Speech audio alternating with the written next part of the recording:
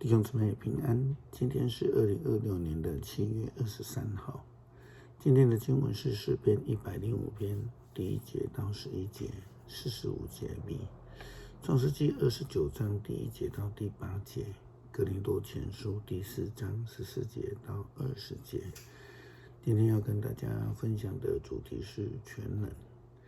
最近在辅导传道室当中谈到了渐渐世俗化的超大型教会，那些只追求成功的宗教领袖，一些人借着信仰宗教的礼仪来壮大自己，想要掌握并想要享受特权。雅各流亡到舅舅家的时候呢，似乎开始的时候掌握了一些权柄。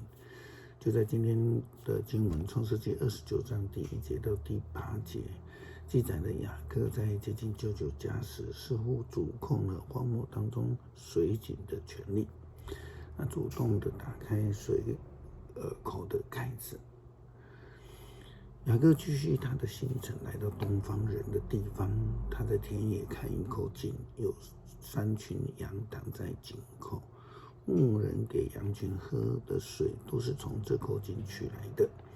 井口有一块大石头，羊群到齐，牧人就滚开井口的大石头，给羊群喝水，然后再把井口盖起来。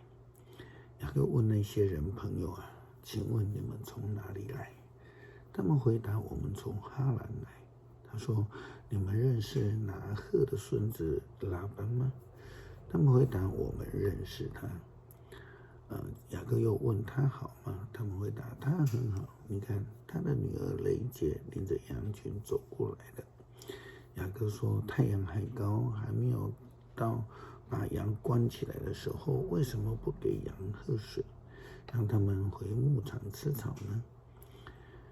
他们回答，我们要等到羊都到齐了，牧人一起把井口的石头滚开，才能给羊喝水。事实上，我们知道，无论世上任何的权柄都不能代替上帝的全能。即便是雅各，他在舅舅家受到舅舅的欺负、欺骗、压迫，但是上帝的赐福却远远超越了这些人的权柄。这提醒我们呢，在教会里面，其实不是我们要追求掌权，而是要追求信仰的团契，因为全能属于上帝。保罗写给哥林多教会的书信当中提到的初代教会的问题，就是有人在教会中骄傲、自高自大。保罗提醒，上帝国的实现不是靠着人的言语，是靠上帝的全能。哥林多前书第4章14节到20节，我写这样的话，不是要你们觉得惭愧，要教导你们，把你们当作自己亲爱的儿女一样。尽管你们在基督徒的生活上有上万的导师，你们却只有一个父亲，因为我把福音传给你们，我在基督耶稣里成就了你们的父亲。所以我劝你们要学我的榜样。为了这个缘故，我差遣提摩太到你们那里去。在主里，他是我亲爱又忠心的儿子。他要提醒你们，我在基督耶稣里的新生活所遵行的道路，也就是我在各地教会所教导的。你们当中有些人以为我不会到你们那里去，就自高自大起来。其实如果主准，我不久就会来看你们。那时候我不得要听那一些傲慢的人在说些什么，也要看看他们究竟能够做什么，因为上帝的主角不在言辞，而是在他的全能。诗篇105篇第1节到11节、45节，你们要感谢上主，宣扬他的伟大，要向万国述说他的作为。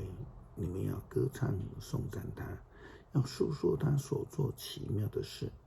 你们要荣耀他的圣名，愿所有的寻求上主的人都欢乐。要向上主求帮助，要时常敬拜他。上主的仆人亚伯拉罕的后裔他所拣选雅各的子孙你们要记住他奇妙的作为，要记得他所施行的审判。他是上主，是我们的上帝，他的权威遍及全地，他要永远信守他的约，他的应许达到千代。他要信守与亚伯拉罕所立的约，守住向以撒所发的誓。上帝和雅各定永久的条例，和以色列立永久的约。他说：我要把迦南地赐给你们，作为你们的产业。我要他的子民遵守他的律法，实行他一切的诫命，要赞美上主。恳求主耶稣基督的全能临到我们的生命当中，掌权带领保守我们。求主教导我们以谦卑来跟随。祷告奉主耶稣基督圣名求，阿们。